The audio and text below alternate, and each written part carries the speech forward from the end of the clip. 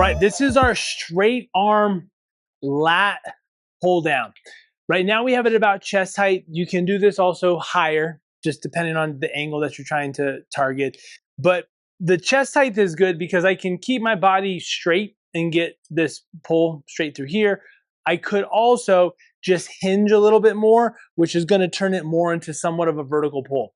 Biggest thing here that we try to accomplish is this is great for just lat strengthening and building. You can load this up really heavy depending on just, how much you can sit back against that weight pulling. Obviously, if you use like a cable machine.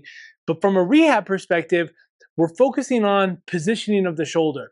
Very often in just pulling type of motions, even when doing a row, most of us or a lot of you are driving your shoulder forward as we're trying to pull back. So in doing this motion, we're trying to think broad chest. And as I pull this back, I'm focusing on not letting that shoulder drive or dip forward as I pull this arm back. We don't need to go around our body. We just need to bring it right to the side of our body. So what this looks like, right? It's in this position here, soft knees, soft hips. I'm just going to pull straight back, broad chest here, right? Just like that. Let me get this on the other side so it's not blocking. Right? Just a straight pull here. Right? Let that come back, straight pull here. Now, I'm trying not to arch my back. I'm trying to keep my ribs tucked.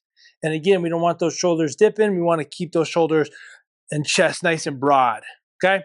Straight arm lat pull down, great for building up lats in your back, but more importantly, working on that shoulder position and trying to maintain stability within the shoulder itself.